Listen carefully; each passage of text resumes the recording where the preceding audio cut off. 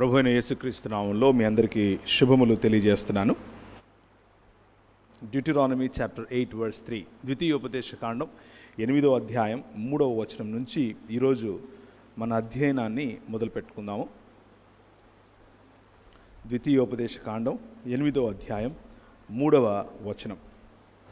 ఆహారం వలనే కాక యెహోవా సెలవిచ్చిన ప్రతి మాట వలన నరులు బ్రతుకుదురని నీకు తెలియచేయుటకు ఆయన నిన్ను అణచి నీకు ఆకలి కలుగు చేసి నీవే కానీ నీ పితరులే కానీ ఎన్నడెరగని మన్నాతో నిన్ను పోషించెను.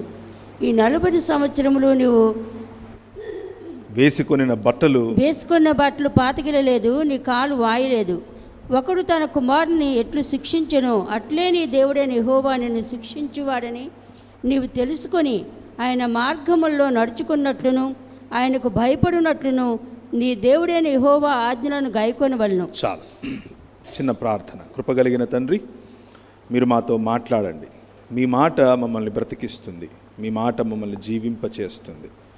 జీవము కలిగినటువంటి వాక్యమును, జీవము కలిగినటువంటి మా ప్రభువు మాతో మాట్లాడుతూ ఉన్నప్పుడు ఒళ్ళు దగ్గర పెట్టుకుని జాగ్రత్తగా మీ మాటలను అర్థం చేసుకుని మేము బ్రతుకున్నట్లు మీ వైపుకు తిరుగునట్లు మాకు సహాయం చేయమని యేసునామమున ప్రార్థిస్తున్నాం తండ్రి, ఆమేన్. నిన్న మనం చూసుకున్నాం, మనకు దేవుని వాక్యము ఒక దృక్పథము వంటిది అని చూసుకున్నాం. ఏది కళ్ళకు పెట్టుకుంటే ప్రపంచం అలాగే కనిపిస్తుంది. వాక్యం అనేది మన కళ్ళకు దృక్పథం అయితే ప్రపంచమంతా కూడా దేవుని యొక్క దృక్పథంలో మనం చూస్తాం అన్న విషయాన్ని మనం చూసుకున్నాం. అలాగే దేవుని యొక్క దృక్పథంలో మనం చూసినప్పుడు మనిషి మనిషిగా మారతాడు, మనిషి అవుతాడు అన్న విషయాన్ని మనం చూసాం. మనం మనుషులం కాదా అని ఆలోచించినప్పుడు మనం మనుషులమే కానీ మృగప్రాయులముగా, పశుప్రాయులముగా బ్రతుకుతున్నాం అన్న విషయాన్ని కూడా చూసాం. మనలో కొందరికి పశువులుగా బ్రతకటం అంటే ఇష్టం అని చూసాం. చిన్న బిడ్డలు, నేను ఇప్పుడు ఈరోజు పిల్లిని అవ్వాలనుకుంటున్నాను అన్న ఉదాహరణ మీకు చెప్పాను. ఒక పురుషుడు, ఒక అబ్బాయి, ఒక టీనేజర్, నేను ఈరోజు అమ్మాయిలాగా బ్రతకాలనుకుంటున్నాను అన్న ఉదాహరణ నేను మీకు చూపించాను. ఇది చదువుకోనటువంటి సమాజంలో జరిగింది కాదు. అమెరికా దేశంలో, చదువుకున్నటువంటి దేశంలో, చదువుకుంటున్నటువంటి కుటుంబాల్లో స్కూలుకు వెళ్ళేటటువంటి అబ్బాయి యొక్క ప్రతిస్పందన. సో మనం చదివేటటువంటి పుస్తకాలు, మనం చూసేటటువంటి మీడియా, మనం చూసేటటువంటి సీరియల్స్, లేకపోతే మనం చూసేటటువంటి సినిమాలు, మనం చదివేటటువంటి నవలలు, మనకు ఈ రోజుల్లో మా పాప ఒకరోజు వచ్చి ఒక 2 సంవత్సరాల క్రితం, ఇప్పుడు 10వ తరగతిలో ఉంది, 2 సంవత్సరాలు అంటే 8వ తరగతిలో నా దగ్గరికి వచ్చి నేను రామాయణం చదవాలనుకుంటున్నాను అని అనింది. ఎందుకు అని అంటే మా పుస్తకాల్లో, పాఠ్యాంశాల్లో అదొక కంపల్సరీ థింగ్ అనమాట, అది చదవాల్సిందే అని అన్నప్పుడు నేను సరే అని దగ్గరుండి రామాయణం తీసుకుని వచ్చి ఏమాత్రము జంకకుండా ఉన్నట్లుగా అంతా చదువుతూ ఆమెతో మాట్లాడుతూ ఉన్న సమయంలో ఆమెకు చాలా ప్రశ్నలు కలిగాయి. ఇదేంటి ఇలా ఉంది, ఇదేంటి ఇలా ఉంది, మనిషి కదా, మనిషి కాదా, ఇలాంటి ప్రశ్నలు. సో మనిషిని మనిషిగా మాత్రమే చెప్పేటటువంటి ఏకైక పుస్తకము, 66 పుస్తకాలు ఉన్నటువంటి దేవుని వాక్యము అన్న విషయాన్ని మనం చూసాం. మనిషిని గద్దగానో, పాముగానో, కోతిగానో, లేకపోతే ఎలిఫెంట్ గానో, ఇంకేదో గానో తక్కువ స్థాయిలో చూపించే ప్రయత్నం మనిషిని ఏనాడు దేవుని వాక్యం చేయదు. మనిషికి ఉన్నటువంటి డిగ్నిటీని మనిషికి ఇవ్వాలి అన్నది దేవుని యొక్క ఆలోచన. దేవుని సంకల్పం వాక్యం నుంచి బయటపడుతుంది అని చూసాం. దేవుని హృదయం వాక్యం నుంచి తెలుసుకుంటాం అని చూసాం. వాక్యము అనేటటువంటి దర్పణం, వాక్యం అనేటటువంటి ఈ దృక్పథం దేవుని యొక్క హృదయాన్ని, సంకల్పాన్ని మనకు తెలియజేసినప్పుడు మనిషి ఈ సృష్టిలో ఏమై ఉన్నాడో తెలుసుకుని సాటి మనిషిని ప్రేమిస్తూ సాటి మనిషితో కలిసి జీవించేందుకు చేసే ప్రయత్నాన్ని మనం చూసాం. ఇది కేవలము 66 పుస్తకాలు ఉన్నటువంటి బైబిల్ గ్రంథంలో మాత్రమే దొరుకుతుంది అన్న విషయాన్ని చూసాం. కనుకనే వాక్యం అంతటి యొక్క సారాంశం ఏమిటి అని ప్రభువైన యేసుక్రీస్తు దగ్గరికి ఒక వ్యక్తి వచ్చి అడిగినప్పుడు ఆయన ఒక్క మాటలో లేకపోతే 2 మాటల్లో చెప్పాడు. నీ దేవుడైన యెహోవాను నీ పూర్ణ ఆత్మతోనూ, పూర్ణ శక్తితోనూ, పూర్ణ వివేకముతో ప్రేమించాలి, ఆరాధించాలి, లేకపోతే సేవించాలి. మూడిటికి వాడిన పదం ఒకటే, అవద అన్నటువంటి హెబ్రూ పదము. అలాగే నిన్ను వలె నీ పొరుగు వాణ్ణి ప్రేమించాలి అన్నటువంటి మాట. This is what Christianity is. క్రైస్తవం అన్నది దేవునికి మరియు మనిషికి సంబంధించిన 2 రకాలైనటువంటి డైమెన్షన్స్లో ఉంటుంది. కానీ దురదృష్టం ఏమిటి అని అంటే, ఈరోజు క్రైస్తవం అనేది ఒక మతం అయిపోయింది. మతంలో బ్రతుకుతున్న వాళ్ళు కేవలం పైకి మాత్రమే చూడటం నేర్చుకుంటున్నారు, పక్కకు చూడటం నేర్చుకోలేకపోతున్నారు. పైకి మాత్రమే నేను మాత్రమే, నేను నా దేవుడు, నీతో నాకు పని లేదు, నా దేశంతో నాకు పని లేదు, నా సమాజంతో నాకు పని లేదు, నా కుటుంబంతో నాకు పని లేదు, ఎవడెలా చస్తే నాకేంటి, నేను, నా దేవుడు, నా భక్తి, నా ప్రార్థన. ఇదే ఒక రకమైనటువంటి మతోన్మాదం. ఇది ప్యాసివ్ మతోన్మాదం, యాక్టివ్ కాదు. యాక్టివ్ అంటే ఆ మతం కోసం గొడవలు వగైరాలు చేస్తారు, బయటకు వెళ్ళి కొట్లాడతారు. కానీ ఈ మతోన్మాదం ఏం నేర్పిస్తుందంటే, అదంతా నీకొద్దు, నీకు అసలు ప్రపంచమే వద్దు, నువ్వు నీ భక్తి, నువ్వు చప్పట్లు కొట్టు, చచ్చిపోతే పైకి పరలోకానికి వెళ్ళిపోతావు చాలు అని చెప్పేటటువంటి మతం. జాగ్రత్త పడాలి. మన వాక్యము అనేది ఇచ్చే దృక్పథము క్రిస్టియానిటీ, అదే Christ is about God and man. దేవుడు మరియు మనుష్యుడు, ఈ రెండిటి యొక్క బ్యాలెన్స్ స్ట్రైక్ చేయటమే క్రైస్తవ దృక్పథం. ఆ దృక్పథం నుంచి కొన్ని విషయాలు మీకు చెప్పే ప్రయత్నం చేస్తాను. దేవుని వాక్యము యొక్క ప్రాశస్తత.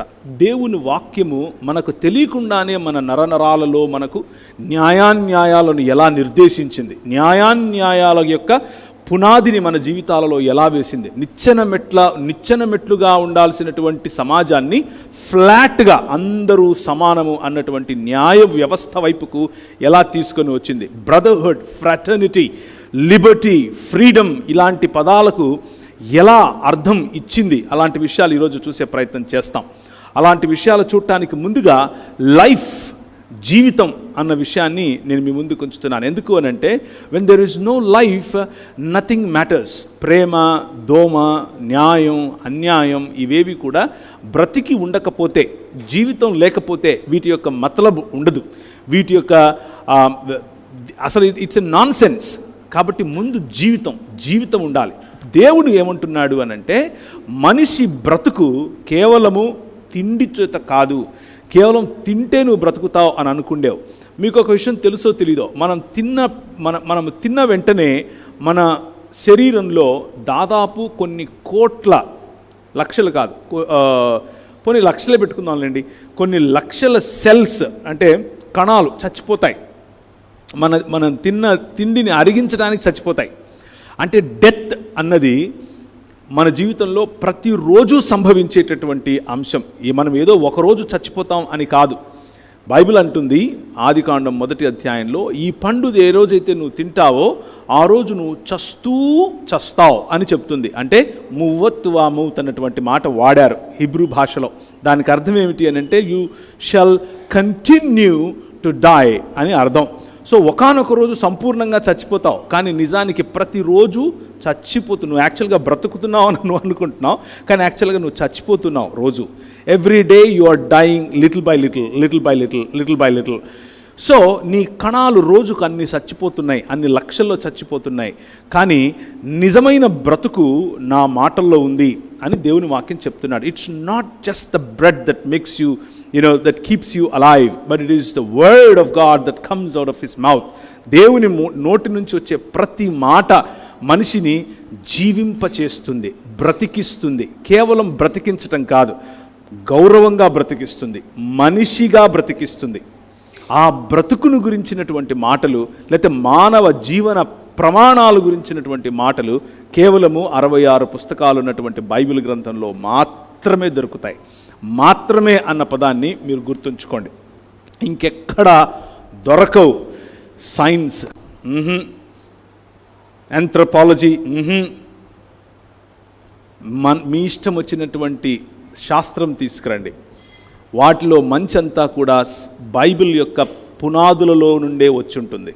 లేదు, మిగిలిన పర్వర్షన్ అంతా కూడా కేవలము లోక జ్ఞానం ఉంటుంది, అది మనకు హెల్ప్ఫుల్ కాదు. నేను చాలా ట్రై చేసి చూశాను, ఇట్ ఈస్ నాట్. సో దేవుని వాక్యము మనలను బ్రతికింపచేసేది. దేవుని వాక్యం, దేవుని నోట నుంచి వచ్చిన ప్రతి మాట కారణం చేత మనం బ్రతుకుతాం. మన బ్రతుకులో నిజమైనటువంటి జీవం కలుగుతుంది. నిజమైనటువంటి జీవం కలిగేటటువంటి ఆ మాటలు ఈరోజు మనం చూడబోతున్నాం. ప్రియమైనటువంటి దేవుని సంగమా, హెబ్రీయులకు రాసిన పత్రిక 4వ అధ్యాయము 12వ వచనం చూడండి. Hebrew 4:12. For the word of God is like a two-edged sword and sharper than any double-edged sword. It penetrates even to the dividing soul and spirit అని దేవుని వాక్యం గురించి అక్కడ ఉంటుంది. దేవుని వాక్యం సజీవమై బలము గలదై రెండంచులు గల ఎటువంటి ఖడ్గమునకును కంటెను వాడిగా ఉండి ప్రాణాత్మలను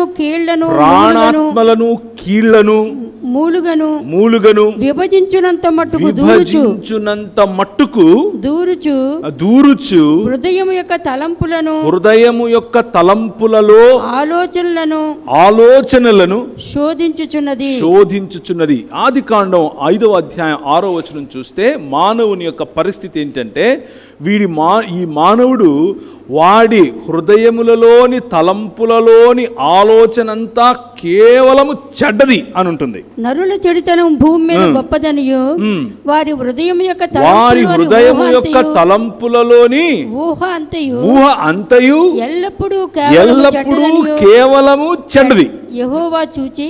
So this is what is the consequence of rejecting God. దేవునిని తిరస్కరించటం కారణం చేత మానవుని యొక్క ఆలోచన, మానవుని యొక్క దృక్పథం, మానవుని యొక్క జీవన విధానం, మానవుని యొక్క ఆలోచనలు, మానవుని యొక్క ఊహ, మానవుని యొక్క ప్రతి అణువు కూడా ఏమైంది? కేవలము నిరంతరము చెడ్డది అయింది. కానీ దేవుని వాక్యము ఆ చెడుతనము నుంచి, ఆ మరణము నుంచి, ప్రతిరోజు చనిపోయే ఆ ఊహ నుండి, ప్రతిరోజు చనిపోయే ఆ పరిస్థితి నుండి, ఇప్పుడు మళ్ళీ హెబ్రీ 4:12 చదవండి.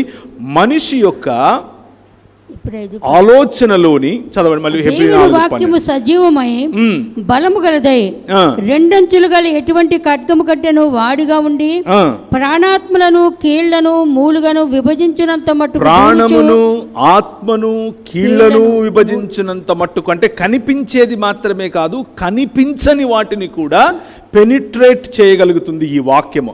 నీ హృదయంలోని అంతరంగంలోనికి కూడా ఈ వాక్యము వెళ్ళగలుగుతుంది. కంటిన్యూ. హృదయం యొక్క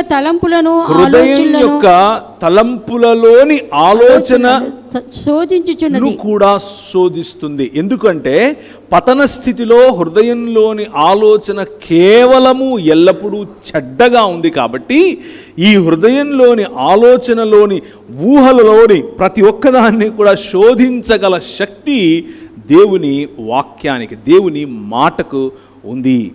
ఒక్క మాట చేత సృష్టించిన దేవుడు ఆ మాటను నీ హృదయాన్ని బాగు చేసే పనికి ఇచ్చాడు. నీ హృదయాన్ని తిరిగి కట్టే స్థితికి ఇచ్చాడు.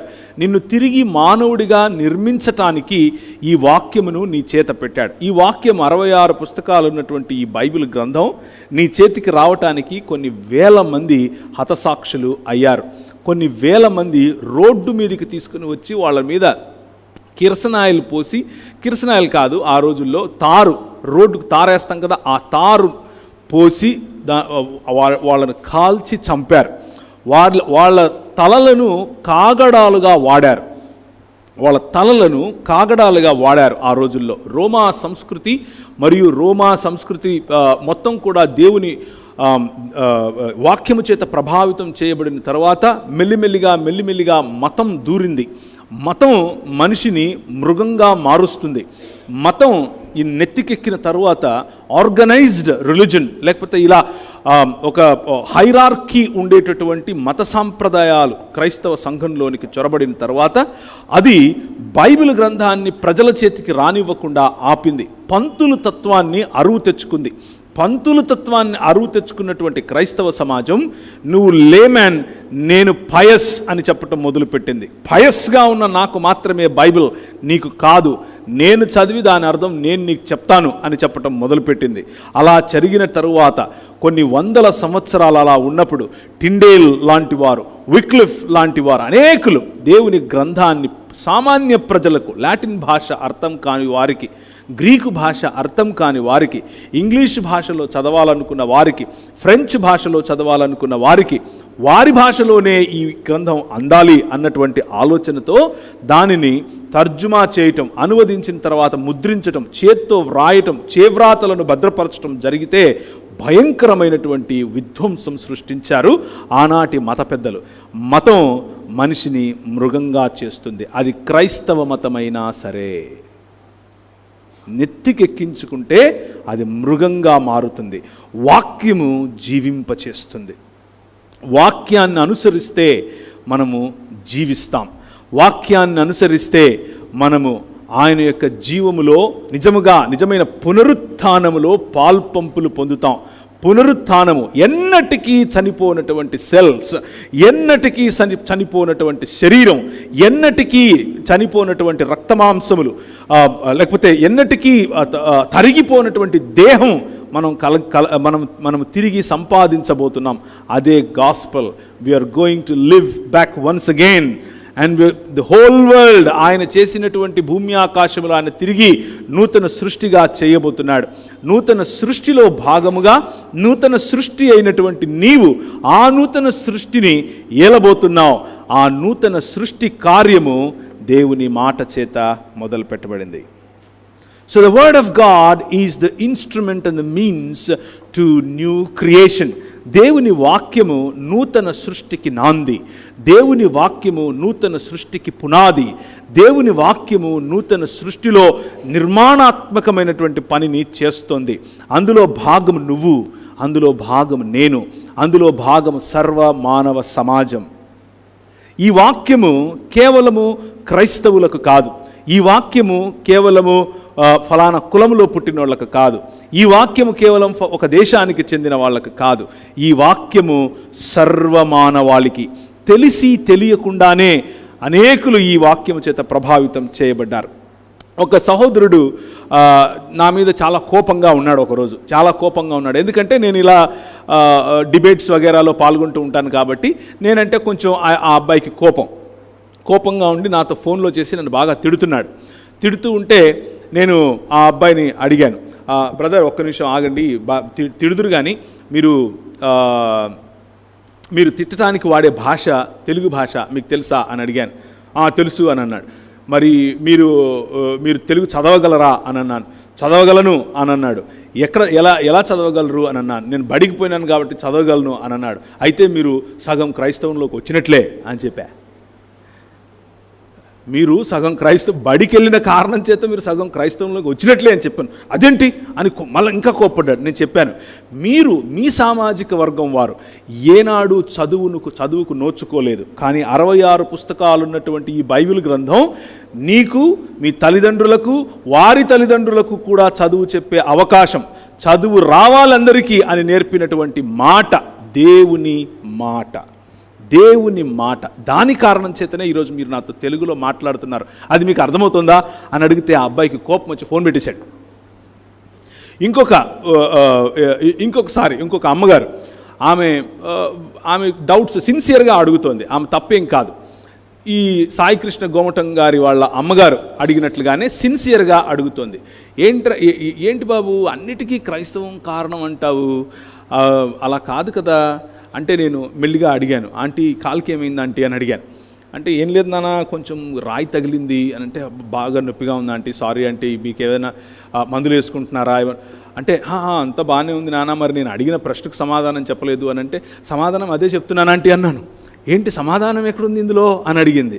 అని అంటే, మీరేదైతే కరెక్ట్ కాదు అని అంటున్నారో అందులోకి సగం నిలబడి మీరు నన్ను ఈ ప్రశ్న అడుగుతున్నారు అని చెప్పాను. ఎందుకు అని అంటే, స్త్రీకి వైద్యం చేస్తే ఈ దేశంలో అది ఒప్పుకునేవారు కాదు.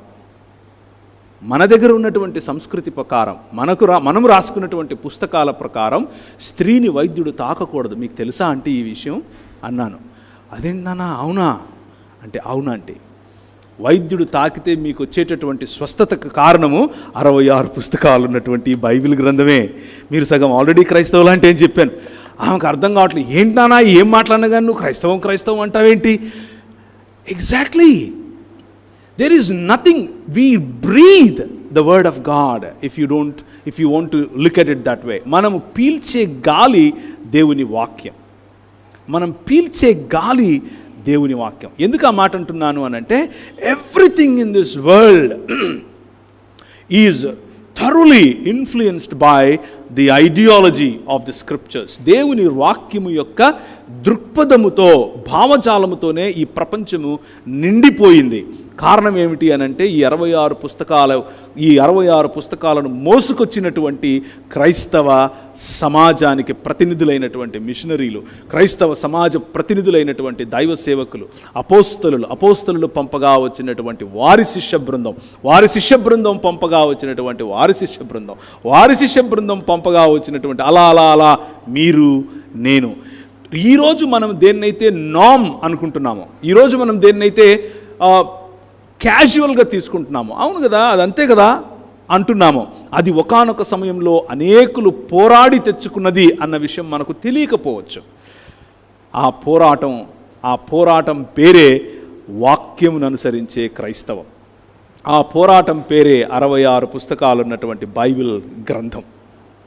సో హిస్టారికల్గా కొన్ని విషయాలు మనం ఈరోజు చూస్తాం. అయితే మనిషి యొక్క ఊహలలో మనిషి యొక్క ఆలోచనలను సైతం చీల్చగలిగినటువంటి, శోధించగలిగినటువంటి శక్తి ఈ వాక్యానికి ఉంది. ఈ వాక్యము నీ చేతిలో ఉంటే, ఈ వాక్యమును గనక నువ్వు కరెక్ట్గా అర్థం చేసుకుంటే, రిలీజియస్గా కాదు, మత ప్రాతిపదికన కాదు, మత ప్రాతిపదికన అంటే పరలోకం పోవటానికి ఫార్ములాలు వెతుక్కోవాలి అని అంటే మీ కర్మ, ఇక వెతుక్కుంటూనే ఉంటారు మీరు. అది కాదు నేను చెప్పేది. నిజమైన మానవ జీవితం, యేసును పోలిన జీవితం, యేసును పోలిన శరీరం, యేసును పోలిన పునరుత్థానం, యేసును పోలిన సమాజం, యేసును పోలినటువంటి విప్లవం, యేసును పోలినటువంటి మానవత్వం మీకు కావాలి అనంటే, అంత పవర్ఫుల్ లైఫ్ మీరు జీవించాలి అని అనుకుంటే వాక్యం మీ చేతికి తీసుకోండి.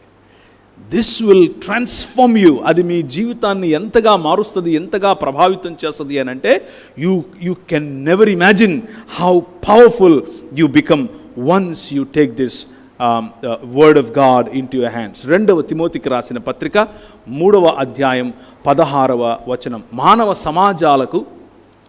సమాజాలకు నిర్ణయాలు చేసే వారి హృదయాలను శోధించగలిగినటువంటి ఈ వాక్యము మానవ సమాజానికి అవసరమైనటువంటి శిక్షణ, మానవ సమాజాలకు అవసరమైనటువంటి 3:16 2వ తిమోతి, మానవ సమాజానికి సన్నద్ధుడై ప్రతి సత్కార్యమునకు పూర్ణముగా సిద్ధపడి ఉండునట్లు, ప్రతి సత్కార్యమునకు, ఈ ప్రపంచమును సత్కార్యముతో నింపాలి అనంటే దైవావేశం వల్ల కలిగిన ప్రతి లేఖనము, దైవావేశము వలన కలిగిన ప్రతి లేఖనాన్ని ఉపదేశించుటకును, అది ఉపదేశించటానికి ఉపయోగపడుతుంది, దండించటానికి ఉపయోగపడుతుంది, తప్పుదిద్దటానికి ఉపయోగపడుతుంది, నీతి యందు శిక్ష చేయుటకును, నీతి యందు శిక్షణ కోసం కూడా ఉపయోగపడుతుంది, ప్రయోజనకరమైనది. ఈ వాక్యమును మనం చదువుతున్నాం. ఈ వాక్యము యొక్క ప్రయోజనం ఇది, ఈ వాక్యం యొక్క ప్రాధాన్యత ఇది. To build lives, to build communities, to build. ఒకసారి ఒక సహోదరునితో మాట్లాడుతున్నాను, ముస్లిం సహోదరునితో. ఆయన నాతో మాట్లాడుతూ, నేను చెప్పాను కదా నిన్న, చాలా సంవత్సరాలు నేను ముస్లింల మధ్య పనిచేశాను, ముస్లింల మధ్య యేసుక్రీస్తు యొక్క సువార్తను ప్రకటించాను. చాలా పెద్ద వాళ్ళతో కూడా ప్రకటించాను. మీరు టీవీలలో చూసే ఉంటారు జాకీర్ నాయక్ అనేటటువంటి వ్యక్తిని. ఆ జాకీర్ నాయక్ అనే వ్యక్తిని వెళ్ళి నేను, నా స్నేహితుడు వాళ్ళ ఆఫీస్లో కూర్చొని పిలిచాం, మీరు రండి, మీరు వస్తే కనుక మనం పబ్లిక్గా అందరి ముందు యేసుక్రీస్తు దేవత్వం గురించి లేకపోతే బైబిల్ గురించి మాట్లాడదామని. ఆయన ఒప్పుకోలేదు మాతో మాట్లాడటానికి, ఆ కథ వేరు కానీ. సో నేను అలా మాట్లాడుతూ ఉన్న సమయంలో ఒక ముస్లిం సహోదరుడు నన్ను అన్నాడు, మీ దేవుడు ఒకటా మూడా అని అడిగాడు. ఒకటా మూడా అంటే వాట్ యు మీన్ అని అన్నాను. మీరు కొందరేమో ముగ్గురు అంటారు, కొందరేమో ఒకడంటారు. ఒకడో మూడో కూడా ముందు తేల్చుకోండి మీరు, ఆ తర్వాత మాతో మాట్లాడండి అన్నాడు. నేను అడిగాను, మీ దేవుడు ఒకడేనా అంటే అవును ఒకడే అన్నాడు. అయితే మీ దేవుడు ఒంటరివాడా అని అడిగాను. అదేంటి ఒకడే అంతే, ఒంటరి ఏంటి అన్నాడు. That's the difference my brother. అడిగాను, జస్ట్ ఇమాజిన్, ఒకసారి ఆలోచించండి. సృష్టి లేదు, దేవదూతలు లేరు, మనుషులు లేరు, ఏమీ లేదు, దేవుడు ఒక్కడే ఒంటరిగా ఉన్నాడా అని అడిగాను. ఎంతకాలం ఉన్నాడు?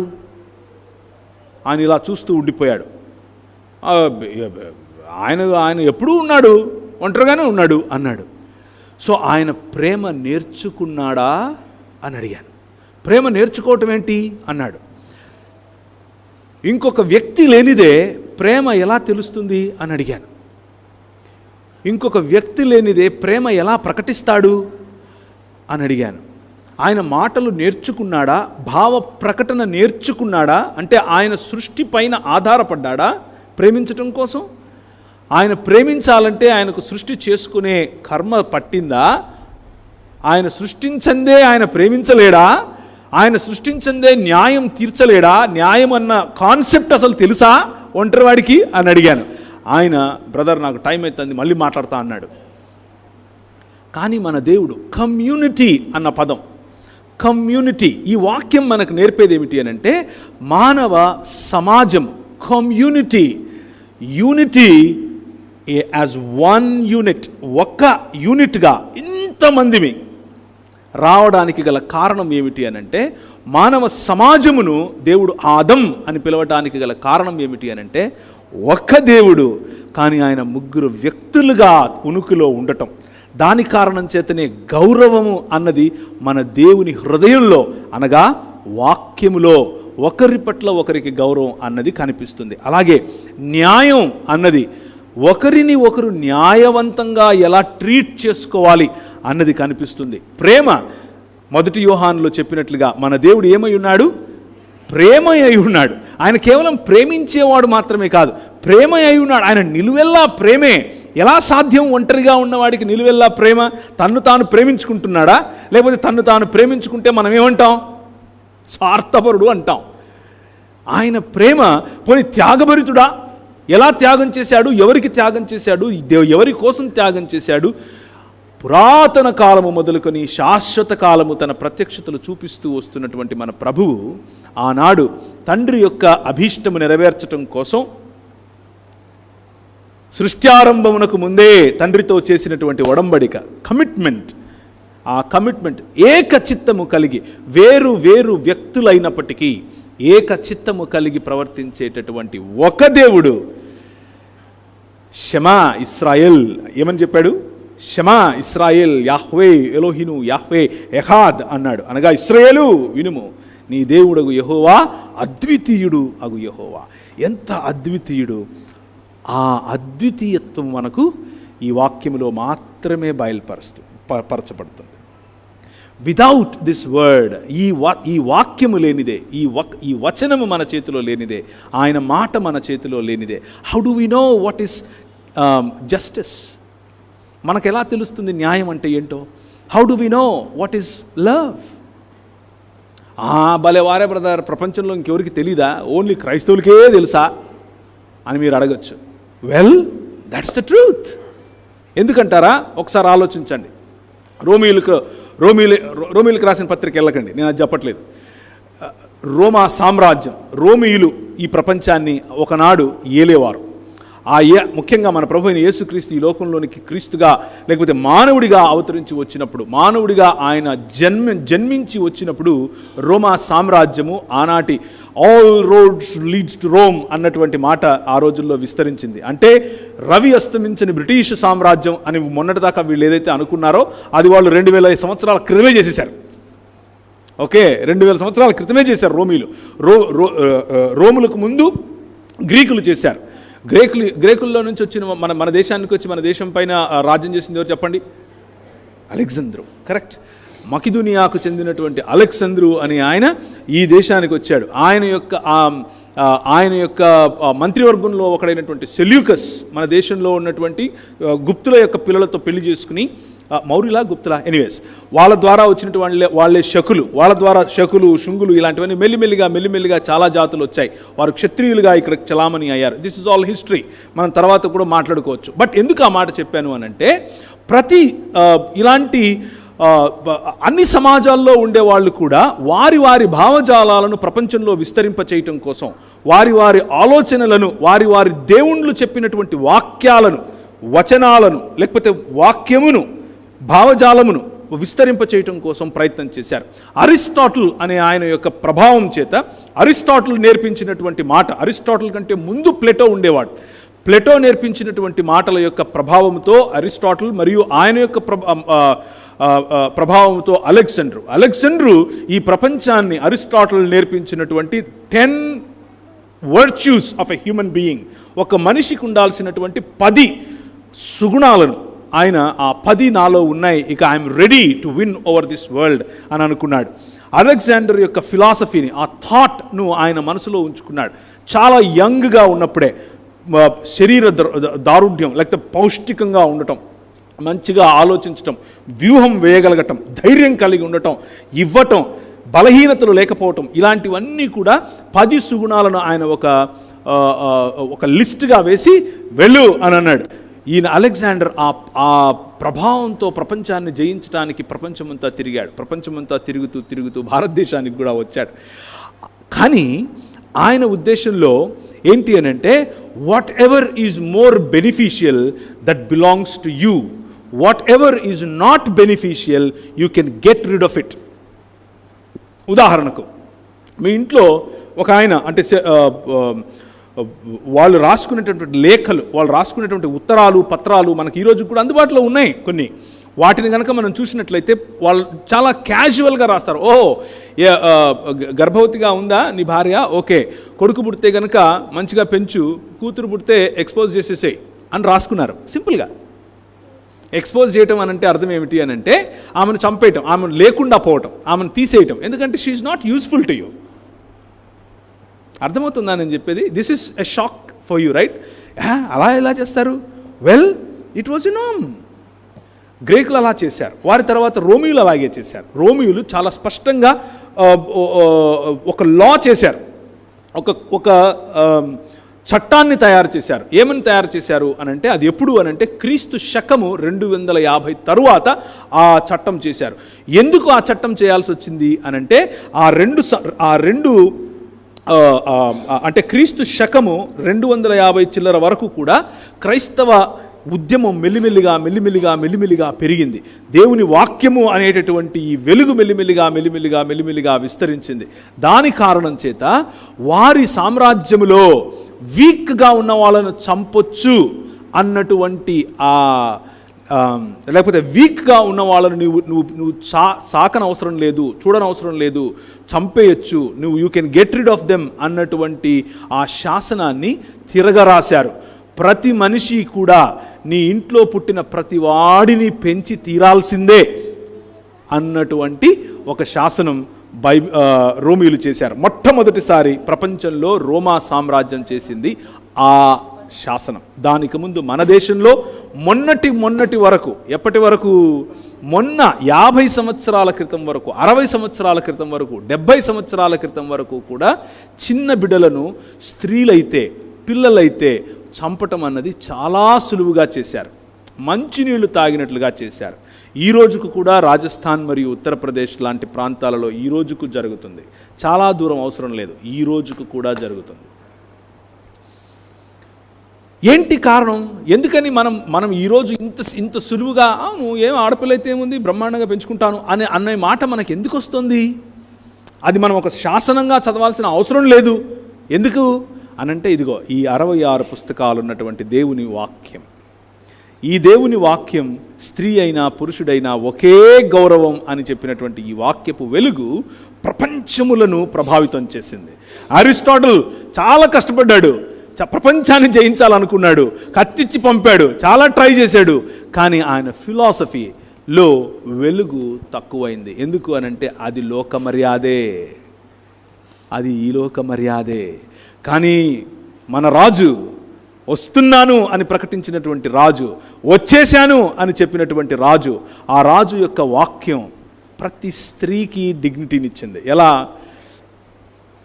ఆమె ఎప్పుడు ఎక్కడికి వచ్చి ఏ బావి దగ్గర నీళ్లు తోడుతుందో తెలుసుకుని ఆమె కోసం అంత దూరం నడుచుకుంటూ వెళ్ళి, ఆమె తను ఇప్పుడు బ్రతుకుతున్నది తన భర్తతో కాదని, అంతకుముందు తనకు 5 మంది భర్తలు ఉండేవారని తెలిసి కూడా, ఆమె సమరయురాలని తెలిసి కూడా, ఆమెతో మాట్లాడితే ఈయనను వెలేస్తారని తెలిసి కూడా, ఈయన ఒక రిలీజియస్ లీడర్గా, ముఖ్యంగా పరిసయ్యుడుగా ఉన్నప్పటికీ, ఈయన పరిసయ్యుల కుటుంబంలో పుట్టాడు, మీకు తెలిసిన విషయమే.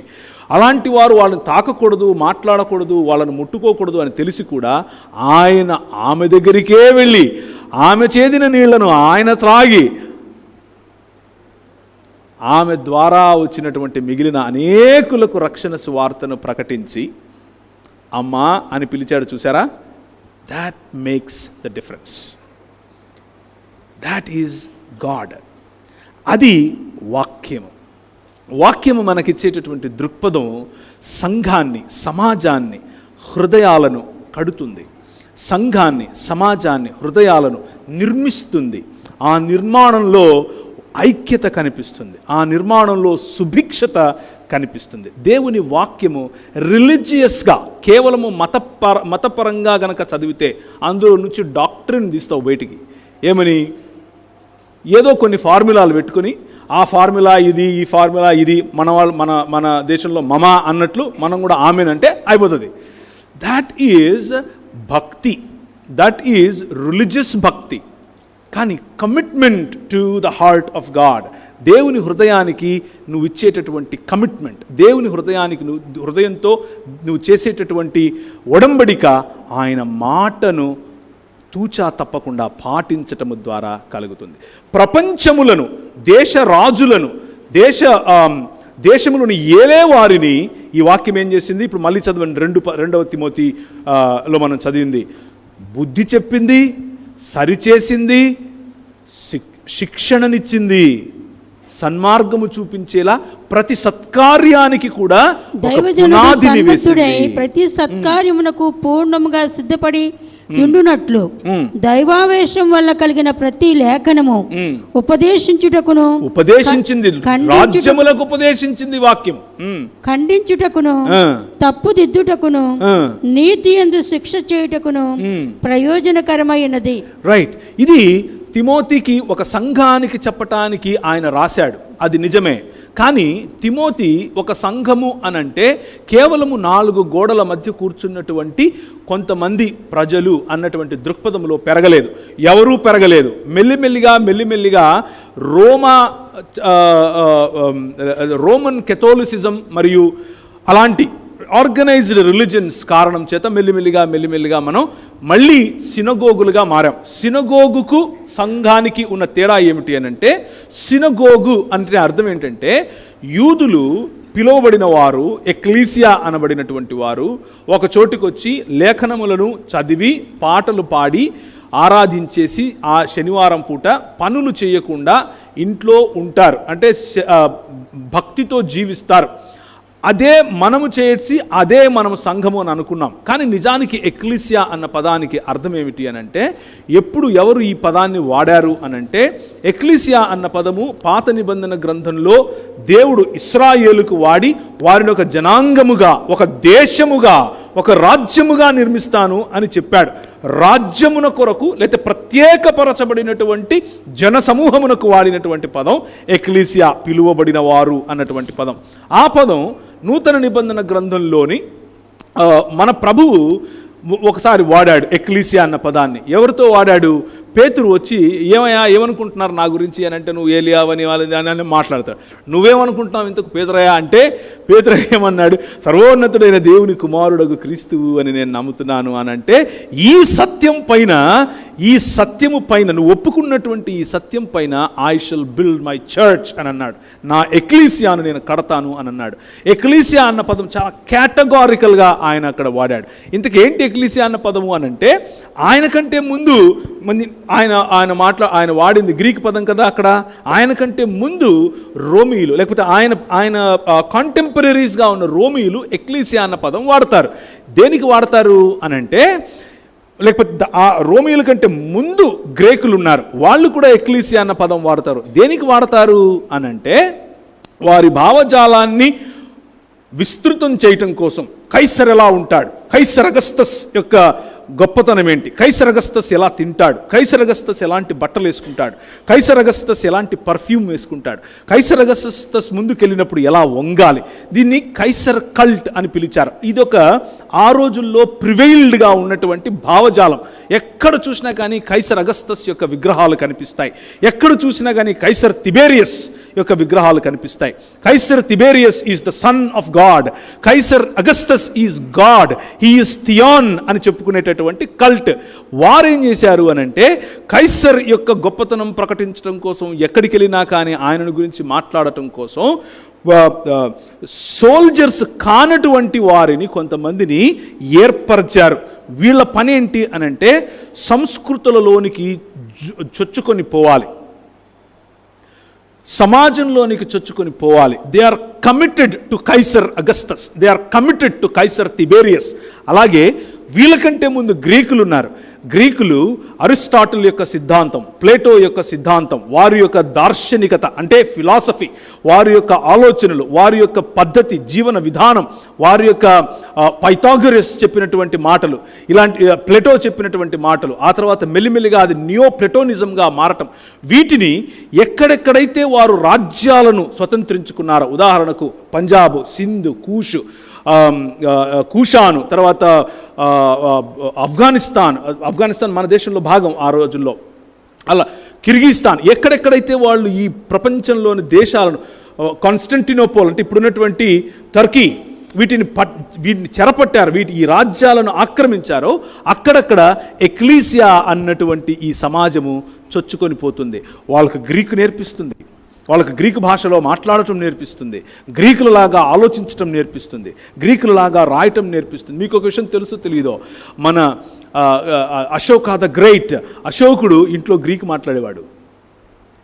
తను రాసినటువంటి వ్రాతప్రతులు అనేకం గ్రీకులో ఉంటాయి, తను వేయించినటువంటి శిలాఫలకాలు అనేకం గ్రీకులో ఉంటాయి, తమిళంలో ఉంటాయి. సంస్కృతం ఎక్కడ కనపడదు. పాలి భాషలో ఉంటాయి, గ్రీకులో ఉంటాయి, తమిళంలో కూడా ఉంటాయి. ఆయన వేసినటువంటి మన ప్రాంతం దాటిన తర్వాత తమిళంలో బయటపడ్డాయి. So how is it possible? ఇంత దూరం ఉన్నటువంటి ఈ అశోకుడికి గ్రీక్ ఎలా వచ్చింది? దాట్ ఈజ్ ఎక్లీసియా చేసేటటువంటి పని అది. They transform societies, they transform your language, they transform the way you think, they transform the way you talk about peace, the way you talk about justice, the way you talk about, look at human beings. ఇదంతా కూడా నీ ఆలోచనలో మార్పును తీసుకొస్తుంది. మన ప్రభువు అదే పదాన్ని వాడి నీకు నాకు కలీసియా అని పిలిచాడు. మనం అప్పటికే ఆయనకు ఆల్రెడీ, ఆయన ఈ పేతురు నువ్వు అన్న మాట మీద నా సినగోగును కడతాను అన్నాడా? No, synagogue was already there. ఆ సిస్టమ్ ఆల్రెడీ ఉంది. భక్తితో రావటం, లేఖనాలు చదవటం, ఇదంతా తప్పు అని నేను చెప్పట్లేదు సుమా, అవన్నీ కావాలి మనకు. కానీ దానికంటే మించినటువంటి బాధ్యత, దానికంటే మించినటువంటి ఒక విజన్, దానిని మించినటువంటి ఒక దర్శనం మీకు చూపించే ప్రయత్నం చేస్తున్నాను. The focus of the word of God. ప్రపంచములను కేవలము 4 గోడల మధ్య కూర్చున్న వారికి బుద్ధి చెప్పటం, కేవలము 4 గోడల మధ్య కూర్చున్న వారికి నేర్పించటం, కేవలం 4 గోడల మధ్య కూర్చున్న వారికి నీతితో శిక్షణను ఇవ్వటం మాత్రమే మన పని కాదు. ప్రపంచములకు, రాజ్యములకు, దేశములకు 3వ అధ్యాయము 2వ తిమోతి మనం చదివినది. ఇప్పుడు చదవండి. ఎక్లీసియా చేయాల్సినటువంటి పని. దైవజనుడు సన్నద్ధుడై ప్రతి సత్కార్యమునకు పూర్ణముగా సిద్ధపడి ఉండునట్లు దైవావేశము వలన కలిగిన ప్రతిలేఖనము ఉపదేశించటానికి. ఎవరికి ఉపదేశించాలి? Now you think the big picture. I'm here to teach nations, ప్రపంచములకు, రాజ్యములకు. అర్థమవుతుందా?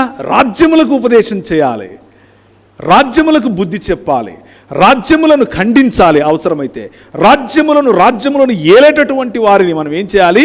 నీతి మార్గములోనికి తీసుకొని రావటానికి మన వంతు ప్రయత్నం మనం ప్రయోజనకరమైనది చేయాలి.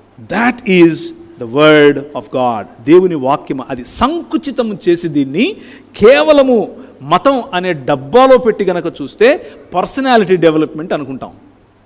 This is just personality development. But if you look at the broad heart of God, మన ప్రభువు యొక్క విశాల హృదయాన్ని గనక మనం చూడగలిగితే, his purposes for communities, his purposes for nations, ఉదాహరణకు యునైటెడ్ నేషన్స్, ఐక్యరాజ్య సమితి, అంతకుముందు నానా జాతి సమితి, సారీ నేను కొంచెం తెలుగులో కొంచెం వీక్. ఎక్కడి నుంచి వచ్చాయి ఇవి? where did that come from? 2 wars జరిగాయి. where did this unity come from? It is the 66 books of the Bible that gave them the inspiration. No. రాజ్యములు మనలో వివిధత ఉంది, కానీ ఐక్యత సాధ్యం అన్నటువంటి 66 పుస్తకాలు ఉన్నటువంటి బైబిల్ నేర్పిన పాఠం అన్ని దేశాలు ఒక చోటుకొచ్చి ఒక డాక్యుమెంట్ చదివి ఆ డాక్యుమెంట్ మీద సైన్ చేశాయి. మెల్లిమెల్లిగా రాని వాళ్ళు కూడా రావడం మొదలు పెడుతున్నారు. మెల్లిమెల్లిగా మనలాంటి వాళ్ళు ఉండి కూడా బయటకు వచ్చే ప్రయత్నం చేస్తున్నారు. అండ్ ఈ unity where did we get it from? మనం చదివినటువంటి వాక్య భాగం. తెలుసో తెలియకో మనం చెప్పే మాట, మనం మాట్లాడే దేవుని వాక్యం, ఇట్ వర్క్స్. అది మార్పు తీసుకొని వస్తుంది. 60 ఏళ్ల క్రితం స్త్రీలు పనిచేసేవాళ్ళు కాదు కదా. స్త్రీలకు ఉద్యోగం లేకపోతే ఉపాధి అన్నది చాలా కద్దు కదా. అమ్మా ఏంటి ఆమె పని చేస్తుందా అనేవాళ్ళం కదా. ఈరోజు అందరూ ఏంటి నువ్వు పని చేయవా, ఇంట్లో ఉంటావా అని అంటున్నాం. ఎందుకు? వాయ్? మార్పు ఎలా? దైవజనుడు సన్నద్ధుడై నేర్పించినటువంటి మాట. మనకు గౌరవం, మన కుటుంబానికి కావలసినటువంటి పోషణ, మన కుటుంబానికి కావలసినటువంటి సంరక్షణ, ఆర్థికంగా మనం ఎలా బలపడాలి, సామాజికంగా మనం ఎలా అభివృద్ధి చెందాలి, దేశ ప్రగతి కోసం నేను ఎలా పాటుపడాలి, ఇవన్నీ ఎక్కడి నుంచి వచ్చాయి? ఇట్ ఈస్ దేవుని వాక్యం, ద వర్డ్ ఆఫ్ గాడ్. 66 పుస్తకాలు ఉన్నటువంటి దేవుని వాక్యం. భక్తి కోసం అవసరమా? ఎస్, అవసరమే. భక్తి కూడా కావాలి, భక్తిలో కూడా మనం ఎదగాలి. కానీ అక్కడే ఆగిపోతే దేవుని యొక్క ప్రణాళికను మిస్ అయిన వాళ్ళం అవుతాం. 119వ కీర్తనలో చాలా చక్కటి మాటలు. దేవా నీ వాక్యము నా పాదములకు దీపం కదా, నా త్రోవకు అది వెలుగు కదా. నా పాదములు ఈ త్రోవలో నడవాలి అనంటే నాకు నీ వాక్యము అనేటటువంటి కాంతి కావాలి. ఈ సమాజము సరైన తిన్నని దారిలో నడవాలి అనంటే ఈ వాక్యము యొక్క వెలుగు కనిపించాలి. ఎవరు చూపిస్తారు? అది నువ్వు నేను చూపించాలి. మనం మత ప్రాతిపదికన 4 గోడల మధ్య కూర్చుని మనం మాత్రమే చదువుకొని అయిపోయింది అని బైబిల్ సంకలో పెట్టుకొని ఇంటికి వెళ్ళామనుకోండి, how do we see the change? How? It is not possible.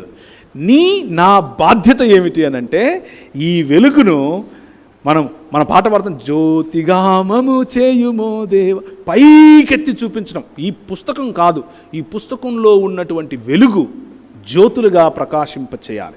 ఎలా? కుటుంబములో ప్రకాశింపచేయాలి, సంఘములో ప్రకాశింపచేయాలి, సమాజములో ప్రకాశింపచేయాలి, రాజ్యములలో ప్రకాశింపచేయాలి, దేశములలో ప్రకాశింపచేయాలి. ఆ వెలుగు, ఆ దర్శనం ఇంకా క్రైస్తవులు బహుశా పట్టుకున్నట్లేరు. మనం ఇంకా సంకుచితంగానే ఆలోచిస్తున్నామేమో. వాక్యము మనలను ఇంత విశాలముగా ఆలోచించమని చెబుతోంది కదా. ఎలా? నా పాదములకు దీపము, నా త్రోవకు వెలుగు అని ఎవరు రాస్తున్నారో తెలుసా? ఎవరు? రాజు రాస్తున్నాడు. కింగ్ డేవిడ్ రాజు రాస్తున్నాడు, గుర్తుపెట్టుకోండి. A man who decides for entire nation, దేశములకు నిర్ణయం చేసేవాడు అడుగుతున్నాడు, అయ్యా నీ వాక్యం నాకు కావాలి, నీ రాజ్యాంగం లేకపోతే నాకు అర్థమవుతుందా? అందుకనే యెహోషువకు ఆ పుస్తకాన్ని అందించిన తర్వాత ఏమని చెప్పాడు ప్రభువు? చూడండి, యెహోషువ గ్రంథం 1వ అధ్యాయము, యెహోషువ గ్రంథము 1వ అధ్యాయము ఏమని చెప్పాడు? నేను ఈ వాక్యం ఏమవ్వాలి? అయితే నువ్వు నిబ్బరము కలిగి జాగ్రత్త పడి బహుధైర్యంగా ఉండి నా సేవకుడైన మోషే నీకు ఆజ్ఞాపించిన ధర్మశాస్త్రం అంతటి చెప్పున చేయవలెను. నీవు నడుచు ప్రతి మార్గమున చక్కగా ప్రవర్తించినట్లు నీవు దాని నుండి కుడికి గాని ఎడమకు గాని తొలగకూడదు. ఈ ధర్మశాస్త్ర గ్రంథమును నీవు బోధింపగా తప్పిపోకూడదు. దానిలో రాయబడిన వాటి అన్నిటి ప్రకారము చేయుటకు నీవు జాగ్రత్త పడినట్లు దివారాత్రము దాన్ని ధ్యానించిన ఎడల నీ మార్గమును వర్ధిల్ల చేసుకుని చక్కగా ప్రవర్తిస్తావు. నేను నీకు ఆజ్ఞ ఇచ్చున్నాను కదా. నిబ్బరం కలిగి ధైర్యముగా నుండుము, దిగులు పడకము, జడియకము. నీవు నడుచు మార్గం అంతటిలో నీ దేవుడైన యెహోవానికి తోడై ఉండును. ఎవరితో మాట్లాడుతున్నాడు? యెహోషువ అనగానే మీరు ఏదో ఒక ముసలాయన అక్కడ కూర్చుని దైవజనుడు మోషే గారు కాలం చేయగానే ఈయన అక్కడ కూర్చుని సరే రేపటి నుంచి చర్చ్ సర్వీస్ నేను నడిపిస్తానులే అని అనుకుంటున్నాడు. అలా అనుకుంటున్నారా మీరు? No, Joshua is the new king. Joshua is the new king to Israel. మనకు రాజులను వద్దన్నాడు ప్రభు. ఎవరిని పెట్టాడు? న్యాయాధిపతులను పెట్టాడు. న్యాయాధిపతులను పెట్టడానికి రాజులు ఉద్భవించటానికి ముందుగా దేవుని యొక్క ప్రజలను నడిపించే నాయకుడుగా, రాజుగా, న్యాయాధిపతిగా ఉన్నవాడు రెండవ సంఖ్యలో వచ్చినవాడు. మొదటి సంఖ్యలో మోషే అయితే రెండవ సంఖ్యలో వచ్చినవాడు యెహోషువ. He is the one that decides for the community. రాజులను ప్రభావితం చేయటానికి ఇవ్వబడింది ఈ వాక్యం. This is not an ordinary book. This is not some prescription. ఇది చేస్తే బాగుంటుంది, నువ్వు ఇది చేస్తే నువ్వు బాగుంటావు, ఇది చేస్తే నీకు బెంచ్ కార్ వస్తుంది, ఇది చేస్తే నీకు స్వస్థత వస్తుంది. ఇవన్నీ వస్తాయి, ఓకే. ఇండివిజువల్కి కూడా అన్నీ అప్లై అవుతాయి, ఓకే. బట్ దానిని మించినటువంటి దర్శనం చూడండి అని నేను పిలుపునిస్తున్నాను. ఈ కాకినాడకు సంబంధించినటువంటి ప్రతి కుటుంబం, క్రైస్తవులైనా క్రైస్తవులు కాకపోయినా, ప్రతి అంగడి క్రైస్తవులదైనా క్రైస్తవులది కాకపోయినా, ప్రతి ఇల్లు క్రైస్తవులదైనా క్రైస్తవులది కాకపోయినా నీ చేత ఆశీర్వదింపబడాలి, నీ ద్వారా ఆశీర్వదింపబడాలి. అలాంటి స్థితిగతులలోనికి వెళ్ళటానికి ఈ పుస్తకం ఒక్కటే సాధ్యం. ఈ పుస్తకం ఒక్కటే నీకు అవకాశం ఇస్తుంది. సో ఒకరోజు ఒక అమ్మాయి కాఫీ చేసుకుని పొద్దున్నే నేను వెళ్ళాలి, అమెరికాకు వెళ్ళిపోయి మంచిగా నేను థియాలజీ చదివి మా నాన్నగారికి సేవలో నేను సహాయం చేయాలి అని ఆలోచిస్తూ కాఫీ తాగడానికి కూర్చుంది. కిటికీ కొద్దిగా ఓపెన్ చేసి కూర్చుంది. రాత్రి జరిగిన ఘటన ఆమెకు గుర్తొస్తోంది. ఏం జరిగింది ఇంతకు అని ఆలోచిస్తే ఆ అమ్మాయి ఆలోచిస్తూ రాత్రి ముగ్గురు వచ్చారు. ఒకరేమో అడిగారు, నాన్నగారు ఉన్నారా అని. ఎందుకు అని అంటే మీ నాన్నగారు డాక్టర్ అట కదా అన్నారు. అవును, కానీ మీ నాన్నగారు రాలేరు మా ఇంటికి, నువ్వు వస్తావా, వచ్చి సహాయం చేస్తావా, నా భార్య ప్రసవంతో ఉంది అని అడిగారు. అడిగితే ప్రసవ వేదనలో ఉంది, నువ్వు వస్తావమ్మా అంటే, నేను డాక్టర్ని కాదండి, మా నాన్నగారిని తీసుకెళ్తారా అంటే, లేదు మా ఇళ్లలో పురుషుడిని రానివ్వం, పురుషుడు స్త్రీకి ప్రసవం చేయటం ఏంటి, నా భార్య సచ్చినా పర్లేదు కానీ నా పురుషుడు వచ్చి నా భార్యకు ప్రసవం చేయటం ఏంటి అని వెళ్ళిపోయాడు. అలా ముగ్గురు వచ్చారు, ముగ్గురు వెళ్ళిపోయారు. ఉదయాన్నే అది ఆలోచిస్తూ ఆమె కాఫీ తాగుతూ తన ప్రయాణానికి సిద్ధపడుతూ ఉండగా డప్పుల సౌండ్ వినిపించింది. ఒకటి తర్వాత ఒకటి 3 శవాలు అక్కడి నుంచి వెళ్తున్నాయి. ముగ్గురు రాత్రి ప్రసవ వేదనతో ఆ ముగ్గురు స్త్రీలు మరియు వారికి పుట్టిన పిల్లలు, 6 మంది బహుశా పుట్టిన పిల్లలు చనిపోయారో లేదో, that is not I don't know, కానీ ముగ్గురు స్త్రీలు మాత్రం చనిపోయింది. ఇది జరిగిన ఘటన. ముగ్గురు స్త్రీలు చనిపోయినప్పుడు వాళ్ళని తీసుకెళ్తున్నారు. ఒకరి తర్వాత ఒకరు డప్పులు మోగుతూ ఉంటే ప్రభు ఆమెతో మాట్లాడుతున్నాడు. ఎలా మాట్లాడుతున్నాడు? వాక్యం అనేటటువంటి వెలుగుతో మాట్లాడుతున్నాడు, వాక్యముతో మాట్లాడుతున్నాడు. If not you who will go for me, నువ్వు కాకపోతే ఇంకెవరు పోతారు అని అడిగాడు. అదేంటి ప్రభువా, నన్ను వెళ్ళమనిది నేను సువార్త పరిచర్య చేయటానికి కదా, నేను వాక్యం ప్రకటించాలి కదా అంటే, అవును ప్రకటించాలి, అదే చెయ్యి, కానీ ఎలా చేస్తావు అని అడిగాడు. ఎవరికి చేస్తావు అని అడిగాడు. నీ పిలుపు ఇదిగో చూసావుగా, ఇంతమంది నా ప్రజలు దిక్కులేని వారుగా చచ్చిపోతున్నారు, వాళ్లకు నీ అవసరత ఉంది, అదే సువార్త ప్రకటన అని చెప్పాడు. ఆవిడ వెళ్ళింది, అమెరికాకు వెళ్ళిపోయింది, కాలేజీలో జాయిన్ అయింది. కానీ జాయిన్ అయిన కాలేజ్ థియాలజికల్ కాలేజ్ కాదు, జాయిన్ అయిన కాలేజ్ మెడికల్ కాలేజ్ సంపూర్ణం చేసుకుంది, వెనక్కి వచ్చింది. ఈరోజు వరకు కూడా అనేక మందికి, మా ఇంట్లో వాళ్ళ అనేక మందికి ఈ రోజుకు కూడా దేవుని యొక్క తాకిడిని, స్వస్థతను ఇస్తూ ఉన్నటువంటి సిఎంసిని స్థాపించింది, క్రిస్టియన్ మెడికల్ కాలేజ్ వెల్లూరు. ఆవిడ పేరు ఐడా స్కడ్డర్ గారు. God speaks to us to disciple nations, ప్రపంచములను శిష్యత్వములోనికి నడిపించటానికి ఒక స్త్రీ. Where did she get this idea that ప్రసవ వేదనలో ఉన్నటువంటి స్త్రీ పురుషుడు తాకడు, పురుషుడు చూడకూడదు అన్న కారణం చేత ఆమె చనిపోకూడదు అన్న ఆలోచన ఎక్కడి నుంచి వచ్చింది? మతంలో ఉంటే వస్తుందా? వాక్యమును చదివితే వస్తుంది. మతం చెబుతుంది స్త్రీ నిమ్నం, మతం చెబుతుంది నువ్వు ఇది చేయకూడదు, అది చేయకూడదు, ఇలా చేయాలి, అది చేయాలి. వాక్యము చెబుతుంది నీ తోటి వ్యక్తి, స్త్రీ అయినా పురుషుడైనా సహాయం కావాలి అని అడిగితే చేయటం నీ పని, నువ్వు చేయి. ఎలా చేస్తావు, ఎలా నిర్మిస్తావు ఈ సమాజాన్ని?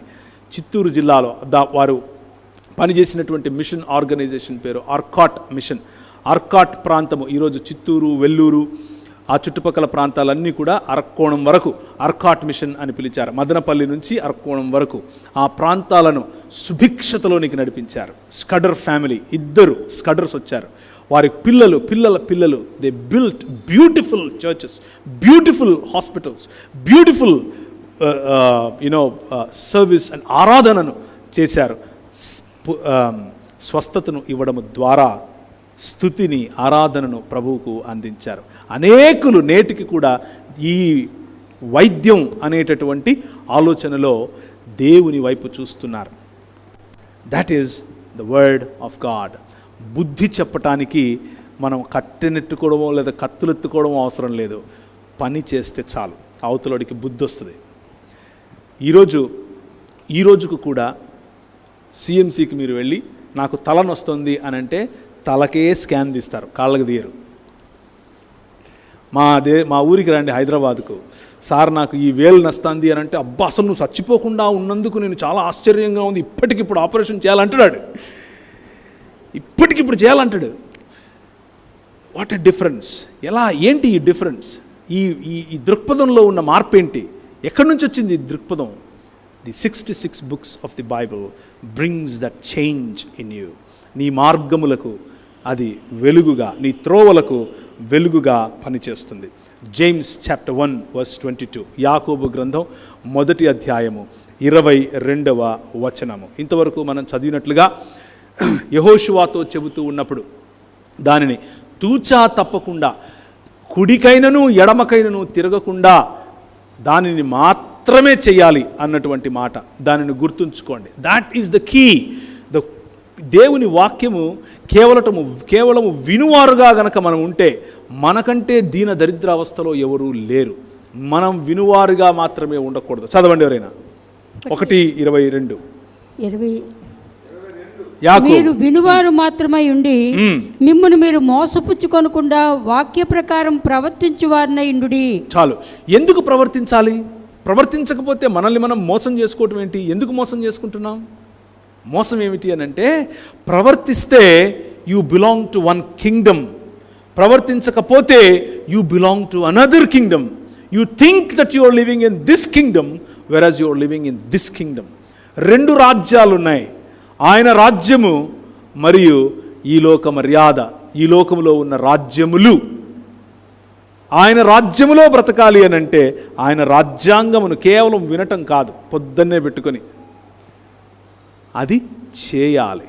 అది మన నరనరాలలో ఇంకిపోవాలి, మన డిఎన్ఏలో ఇంకిపోవాలి, మన దృష్టిలో ఇంకిపోవాలి, మన మాటలలో ఇంకిపోవాలి, మన దృక్పథంలో ఇంకిపోవాలి, మన ఆలోచనల్లో ఇంకిపోవాలి, మన పిల్లలను పెంచడంలో ఇంకిపోవాలి. వాక్యము యొక్క వెలుగు ఎంతగా నిండాలి మన కుటుంబంలో అంటే it is like drowning or మునిగిపోవటం వాక్యంలో, డ్రెంచింగ్.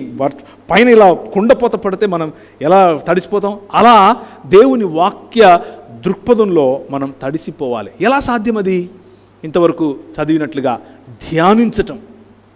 నీ హృదయం నుంచి పక్కకు అది పోకూడదు. ప్రతి చోట ధ్యానించటం, ప్రతి దానిలో ధ్యానించటం. That is what the kingdom lifestyle is. దేవుని వాక్యం యొక్క శక్తి, దేవుని వాక్యములో ఉన్నటువంటి శక్తిని మనము అనుభవిస్తూ ఆ శక్తిని మనం అనేక మందికి పరిచయం చేసేటటువంటి వారముగా ఉండటం.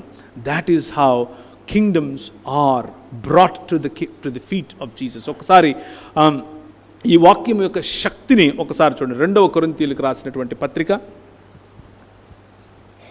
కొరింథీయులకు రాసిన 2వ పత్రిక. ఈ వాక్యము నీకు ఏం ఇస్తుంది, ఏంటి దీని ప్రాధాన్యత ఏంటి నీ జీవితంలో అని మనం మాట్లాడుకుంటున్నాం.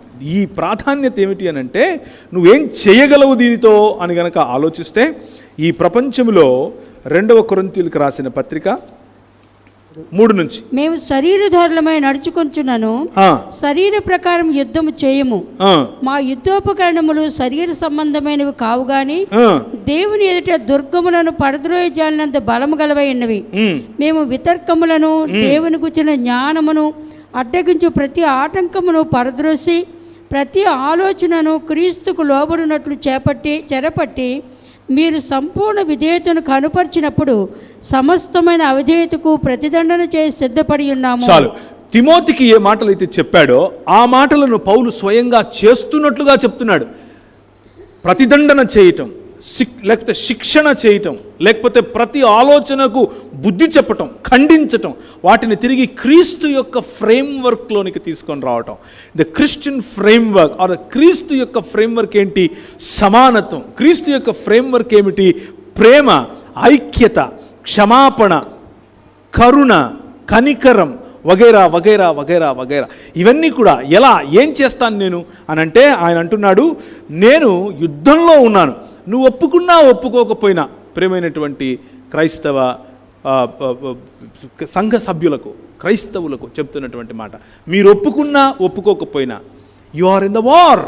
మీరు ఒక యుద్ధంలో ఉన్నారు. ఆ యుద్ధము భావజాలములకు సంబంధించిన యుద్ధం. ఆ యుద్ధము మనుషులకు మధ్య చిచ్చు పెట్టే, విభజించి పాలించేటటువంటి యుద్ధం, లేకపోతే మనుషులంతా సమానమనేటటువంటి ఐక్యతకు సంబంధించిన యుద్ధం. సంఘములో, సమాజములో ఆనాడే వచ్చినటువంటి ఈ చీలికలకు లేకపోతే మాటలకు పౌలు చెప్తున్నటువంటి మాట ఏమిటి అని అంటే, మేము యుద్ధంలో ఉన్నాం, యుద్ధరంగంలో ఉన్నాం, మాకు తెలుసు ఆ విషయం. అయితే మేము శరీరధారులమై నడుచుకొనుచున్నను, శరీర ప్రకారం యుద్ధం చేయము. మా యుద్ధోపకరణములు శరీర సంబంధమైనవి కావు. మేము కత్తులు, ఈటలు, బల్లాలు లేకపోతే గన్నులు ఎత్తుకుని రావటం లేదు. అది కాదు మా పని. That is not how we will win this world. ఈ ప్రపంచాన్ని గెలవటానికి, ఈ ప్రపంచాన్ని తిరిగి మానవత్వంతో నింపటానికి మన చేతిలో AK-47లు అవసరం లేదు. కానీ దేవుని ఎదుట దుర్గములను, మా యుద్ధోపకరణములు శరీర సంబంధమైనవి కావు కానీ దేవుని ఎదుట దుర్గములను పడద్రోయజాలనంత బలము గలవై ఉన్నవి. మేము వితర్కములను, దేవుని గుర్చిన జ్ఞానము అడ్డగించు ప్రతి ఆటంకమును పడద్రోసి ప్రతి ఆలోచనను క్రీస్తుకు లోబడినట్లు చెరపట్టి, ఆలోచనలను చెరపట్టేటటువంటి భావజాలం, ఆలోచనలను చెరపట్టేటటువంటి దేవుని వాక్యము, ప్రతి భావజాలాన్ని క్రీస్తు యొక్క పాదముల దగ్గరికి గుంజుకొని తీసుకుని వచ్చే, ఈడ్చుకొని తీసుకుని వచ్చేటటువంటి తర్క వితర్కములను సైతము ఎదుర్కొనేటటువంటి దేవుని వాక్యం అనే జ్ఞానం. When you are filled with this kind of when you are filled with this word, Acts of Apostles, అపోస్తలుల కార్యము 6వ అధ్యాయంలో స్టెఫెను గురించి మీరు చదువుతారు. అలాగే బర్నబా గురించి మీరు చదువుతారు. ఇప్పుడు తీయాల్సిన అవసరం లేదు. యాక్ట్స్ ఆఫ్ అపాసల్స్లో స్టెఫెను గురించి మాట్లాడినప్పుడు ఏముంటుందంటే, he was full of wisdom and full of grace అని ఉంటుంది. ఆయన కృపచేతను మరియు జ్ఞానము చేతను నిండుగా ఉన్నాడట. Because he was full of this word of God. దేవుని యొక్క వాక్యము చేత నింపబడి ఉన్నాడు. కాబట్టి దాని ప్రాధాన్యతను అర్థం చేసుకుంటే మనకు వచ్చేటి 2: జ్ఞానము మరియు కృప. మనకు వాక్యము కేవలము తెలుసుకుంటే, దాన్ని అనుసరించలేకపోతే, దాని ప్రకారం జీవించలేకపోతే ఉప్పొంగేటటువంటి కొవ్వు పడతాం, జ్ఞానం రాదు, గర్వం వస్తుంది, అవతలి వాడిని చిన్నచూపు చూసేటటువంటి ఆలోచన వస్తుంది. ఈ అయ్యగారు వెళ్తూ ఉంటే వెనకల బైబిల్ పట్టుకొని ఒకడు, ఆయన చెప్పులు మోసుకుంటూ ఇంకొకడు, ఇలాంటి గొప్పలు వస్తాయి. కానీ ఇఫ్ యూఆర్ లైక్ స్టెఫెన్ వంటి వారమైతే, when we are full of glory, full of knowledge, full of wisdom, we are full of grace, కృపను చూపించగలుగుతాం. ప్రపంచాన్ని శాసించటానికి కావలసింది చేతిలో AK-47లు లేకపోతే కత్తులు కటార్లు కాదు, క్రీస్తు చూపించినటువంటి పైవస్త్రాన్ని విప్పగలిగేటటువంటి ధైర్యం, నడుముకు తువ్వాలు కట్టుకోగలిగేటటువంటి తెగువ, అవతలి వాడు పాదముల దగ్గరికి వచ్చి నేను నీ కాళ్ళు కడగచ్చా అని అడిగేటటువంటి అణకువ. And that's how you will rule this world. You will come back to the authority. నిన్న మనం చూసుకున్నట్లు కోల్పోయిన అధికారాన్ని, కోల్పోయినటువంటి దేవునితో సంబంధాన్ని తిరిగి సంపాదించటమే ఈ దుర్గములను పడద్రోసేటటువంటి మినిస్ట్రీ. దుర్గములను పడద్రోయచాలినంత బలము కలిగినటువంటి దేవుని వాక్యము. దెర్ ఆర్ మెనీ, చాలా దుర్గాలు ఉన్నాయి ఈ లోకంలో. డబ్బు అనే దుర్గం, financial capital. Arts and media అనేటటువంటి దుర్గం. మీకు ఒక చాలా షాకింగ్ న్యూస్ ఒకటి చెప్తాను చూడండి.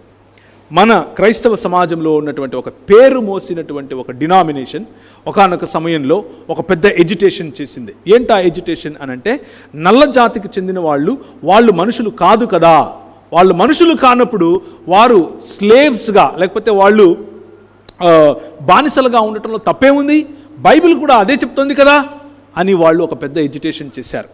అమెరికా దేశం అంతా దీని గురించి మాట్లాడుకుంది. ఎందుకు అనంటే, ఆనాటి బ్రిటన్లో ఉన్నటువంటి మన నిన్న మీకు చెప్పినటువంటి ఒకానొక పార్లమెంట్లో లేకపోతే లండన్ హౌస్ ఆఫ్ కామన్స్లో ఒక ఆయన నిలబడుకున్నాడు. ఆయన పేరు విలియం విల్బర్ఫోర్స్. విలియం విల్బర్ఫోర్స్ గారు నిలబడి, నల్ల జాతికి చెందిన వారు కూడా మనుషులే, నల్ల జాతికి చెందిన వారిని మనం గౌరవించక తప్పదు. ఎందుకంటే ఇస్పనియాల్ లేకపోతే స్పానిష్ ఇన్వేషన్స్ ఎప్పుడైతే జరిగాయో, స్పానిష్ మాత్రమే కాదు, యూరోప్ నుంచి వెళ్ళిన అనేక ఇన్వేషన్స్, నల్లజాతి ప్రజలను ఆఫ్రికా నుంచి వాళ్ళను జంతువులుగా మెడకు కట్టేసి, కుక్కలను మనం ఎలాగైతే తీసుకెళ్తాం వాక్కు, అలా తీసుకెళ్లేవాళ్ళు. ఓకే, అలా తీసుకుని వచ్చే సమయంలో వారికి వీరు తిన్న తరువాత ఉదయం వీరు చేసే ఎక్స్క్రమెంట్స్ను వాళ్ళకు భోజనంగా పెట్టేవాళ్ళు. ఎందుకంటే ఎక్కువ నిల్వలు ఉండేవి కాదు కదా, 30 రోజులు 40 రోజులు ప్రయాణం చేయాలి, అంతమందిని వేసుకుని ప్రయాణం చేయాలి, ఎలా? సో వీళ్ళు తినగా వీళ్ళు విడిచిందంటే అన్నం కాదు, వాళ్ళకు ఆ మలం తినిపించేవాళ్ళు, దాని ద్వారా వాళ్ళు బ్రతికేవాళ్ళు. You cannot treat human beings like this అని ఆయన పోరాడాడు. ఆయన పోరాడినప్పుడు అందరూ అన్నారు, అదేంటి మనం దాసులను ఉంచుకోవచ్చు కదా, ఇట్స్ ఓకే, నో ప్రాబ్లం అని అన్నారు. హౌ, ఎలా? ఒక మనిషిని నువ్వు ఏ విధంగా దాసుడిగా చేస్తావు, ఒక మనిషిని నువ్వు ఏ విధంగా దాసత్వంలో ఉంచుతావు, ఒక మనిషిని నువ్వు ఏ విధంగా స్లేవ్గా చూస్తావు. యూ కెనాట్ ఒకవైపు ఒనీసిమును చేతిలో పట్టుకొని, ఇంకొక వైపు ఫిలమోనును చేతిలో పట్టుకొని, ఈ ఇద్దరూ నాకు కావాలి అని చెప్పిన పౌలు యొక్క దృక్పథం ఏమైంది అని ప్రశ్నించాడు. ఎక్కడ? మీ ఇంట్లో, మా ఇంట్లో, మీ చర్చిలో, మా చర్చిలో కాదు. ఎక్కడ? London house of Commons. ఒక్కరి పేరు చెప్పండి క్రైస్తవ సమాజం నుంచి ఈరోజు మన తెలుగు రాష్ట్రాల్లో ఉన్నటువంటి విధాన సభలో లేకపోతే ఢిల్లీలో ఉన్నటువంటి పార్లమెంట్లో ఒక్క వాయిస్ చెప్పండి. ఎవరైనా ఉన్నారా ప్రశ్నించేవాళ్ళు? లేరా? ఎందుకు లేరు? That's the question. ఎందుకు లేరు? Because we are so selfish. ఈ వెలుగు, ఈ వాక్యపు వెలుగు నా దగ్గరే ఉండాలని సంకలో పెట్టుకున్నాం. పార్లమెంట్లో పెట్టాలి, ఇది సంకలో కాదు. సంకలో పెట్టుకుంటే మనమే బాగుపడతామని మనం అనుకుంటున్నాం. అది జరగదు, ఇది జరగదు. ఎప్పుడైతే ఈ వాక్యం అనేటటువంటి వెలుగు, ఈ వాక్యం అనేటటువంటి ఖడ్గం, ఈ వాక్యం అనేటటువంటి సుత్తి బయటకు వెళుతుందో, బయటకు వెళ్ళటం అంటే జస్ట్ పేపర్లు పంచడం కాదు, భావజాల రూపంలో బయటికి రావాలి.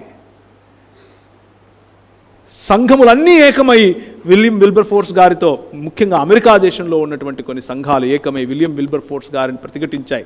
కానీ ఆయన తగ్గలేదు. లైఫ్ మిషన్ నాకు ఇదే అని అన్నారు. మధ్యలో ఒక లేఖ వచ్చింది.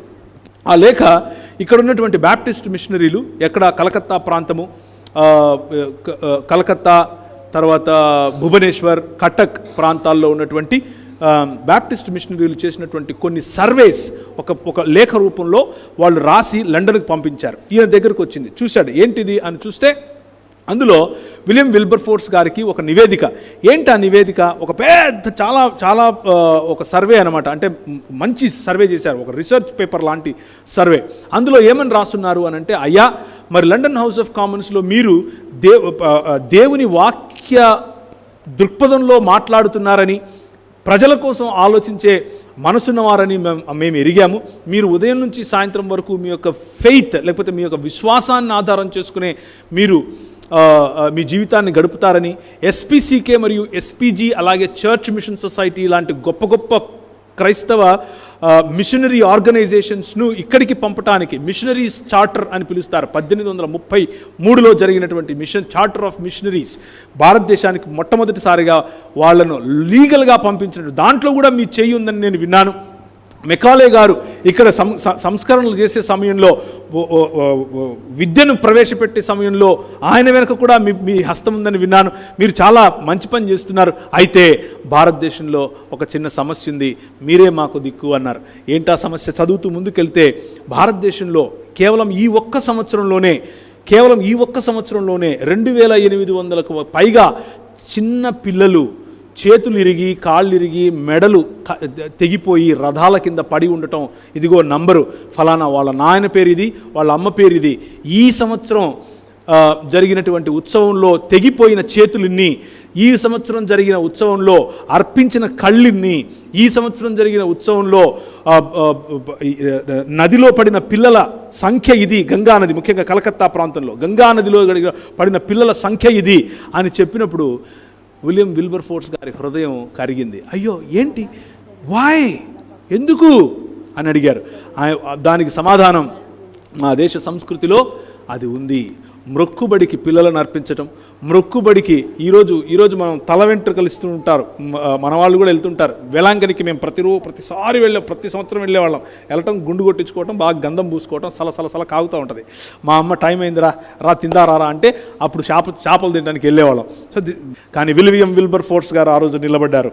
ఈ వాక్యము అనేటటువంటి కత్తి, దుర్గములను పడద్రోయజాలినంత బలము కలిగినటువంటి ఈ వాక్యమును పట్టుకుని ఆయన లేచి నిలబడి మాట్లాడాడు.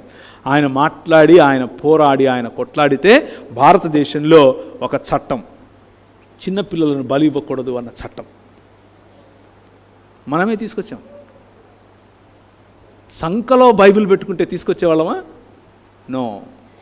పార్లమెంటులో బైబిల్ ఉంటే వస్తుంది. But where is the representative here? AD representative? వాక్యము, దాని ప్రాధాన్యత జీవితాలను కడుతుంది, కుటుంబాలను కడుతుంది.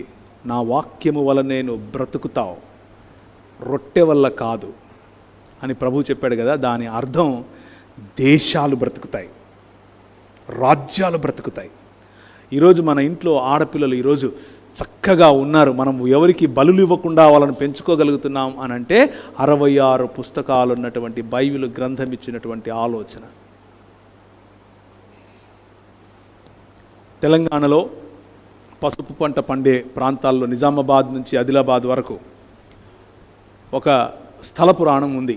దాని ప్రకారంగా రక్తం ఎక్కడ చిందిస్తే అక్కడ పసుపు బాగా పండుతుంది, ఎరుపు పడితే పసుపు వస్తుంది అని చెప్తారు. దానికోసం బార్డరింగ్ స్టేట్స్, ఛత్తీస్గఢ్, ఒడిషా, లేకపోతే మహారాష్ట్ర గడిచిరోలి ప్రాంతాలు, అక్కడికి వెళ్ళి ట్రైబల్ అంటే ఆదివాసీ పిల్లలను కొనుక్కొని వస్తారు. చిన్నపిల్లలను కొనుక్కొని వచ్చి వెనకల కత్తులు పట్టుకొని వాళ్ళను నరుకుతూ ఉంటే వీళ్ళు పరిగెడతారు. బాధ తట్టుకోలేక పరిగెడతారు. వాళ్ళ రక్తం ఎక్కడెక్కడ చిందితే అంత మంచిది అని నమ్మారు. అలా చేయటానికి వీలు లేదు అని క్రైస్తవ సమాజం తీసుకొచ్చినటువంటి act. You cannot do that అని మనం ఒక యాక్ట్ చేసాం. దాని కారణం చేత ఈరోజు మనకు అలాంటివి కనిపించవు. ప్రతి ఒక్కరికి కూడా దేవుని యొక్క కృప, దేవుని యొక్క సన్నిధి, మనము నడిచిన చోట మనం విత్తినది కోస్తాం. మనం నడిచిన చోట ఆ చోటంతా మనదవుతుంది. మనం పట్టిందల్లా బంగారం అవుతుంది. అదే యెహోషువకు చెప్పింది, నువ్వు నడిచిన భూమి అంతా నీకు ఇస్తాను. నువ్వు ఏ వాగు కావాలో అది తీసుకో. గిల్గాలు కావాలా ఇచ్చేస్తా, ఎరికో కావాలా బూరలోది చాలు ఇచ్చేస్తా. మామూలుగా ఊరికి బూరలోది నువ్వు కట్టని దేశంలో నేను పెడతా అని అన్నాడు. The only thing you need to understand is దేవుని వాక్యం అనే దృక్పథం. Look at the world through the eyes of God. దేవుని కళ్ళతో ఈ ప్రపంచాన్ని చూడటం, అది దీని ద్వారానే సాధ్యం. Not getting stuck in religion, మతంలో ఆగిపోవటం కాదు. మతానికి పైన దేవుని రాజ్యం అనేటటువంటి ఆలోచన. తలలు ఉంచుకుంటే ప్రార్థించుకుందాం. దేవుని యొక్క కృప మనకు తోడుగా ఉండునట్లుగా హిస్టారికల్గా జరిగినటువంటి మార్పులు, భారతదేశము అలాగే ప్రపంచవ్యాప్తంగా కూడా జరిగినటువంటి మార్పులు, ఆ మార్పులకు కారణమైనటువంటి బైబిల్ గ్రంథం, 66 పుస్తకాలు ఉన్నటువంటి ఈ వాక్యము యొక్క ప్రాధాన్యత, ఆ వాక్యము చదవటం మాత్రమే కాకుండా ఆ వాక్యమును అనుసరించటం వల్ల, మన జీవితాలలో వాటిని పాటించటం వల్ల వచ్చేటటువంటి ఆశీర్వాదం కేవలం మనకు మాత్రమే కాకుండా, కేవలం మన కుటుంబములకు మాత్రమే కాకుండా, సమాజముకు, యావత్ మానవ సమాజానికి మనం ఒక వెలుగుగా, జ్యోతిగా ఉండే అవకాశం, అలాంటి ప్రతిభ, అలాంటి నిపుణత మనకు ప్రభువు ఇస్తాడు. వాక్యమును ఆ విధంగా మనం చూడగలుగునట్లు, ఆ విధముగా మనం దానిని అనుసరించినట్లు, ఆ విధముగా దానిని నెరవేర్చునట్లు దేవుడు మనకు ఆశీర్వాదము, దేవుడు మనకు తన సన్నిధిని దయచేయనట్లు ప్రార్థన చేద్దాం. కృపగలిగిన తండ్రి, ఈ రాత్రికాల సమయంలో నీ వాక్యము ఏ విధముగా మా ప్రపంచములను మార్చింది. మేము ఈరోజు చాలా క్యాజువల్గా, నార్మల్గా తీసుకుంటున్నవన్నీ కూడా నీ వాక్యపు వెలుగులో మెల్లిమెల్లిగా రూపాంతరము చెందినటువంటి సమాజమే అన్నది మేము గుర్తుపెట్టుకుని, ఇంకా రూపాంతరము చెందాల్సినటువంటి, ఇంకా మా సమాజంలో మా ప్రజల నడుమ ఉన్నటువంటి నీవు కాని దుర్గములు, నీవు పెట్టని దుర్గములను పడద్రోసి ప్రజలను నిర్మించదగునట్లు అటువంటి శక్తిని, నీ వాక్య దృక్పథమును, నీ వాక్యమనే ఖడ్గమును మాకు దయచేయమని, వాటి ద్వారా మేము బ్రతుకున్నట్లు మాకు ధైర్యమును దయచేయమని, వాటి ద్వారా మేము బ్రతుకున్నట్లు మాకు స్ఫూర్తిని దయచేయమని, నీ నామమును, నీ రాజ్యమును విస్తరింపచేయునట్లు మాకు ఆ తెగువను దయచేయమని మా ప్రభువును ప్రియరక్షకుడైన యేసుక్రీస్తు నామమును అడిగి వేడుకుంటున్నాం తండ్రి. ఆమెన్.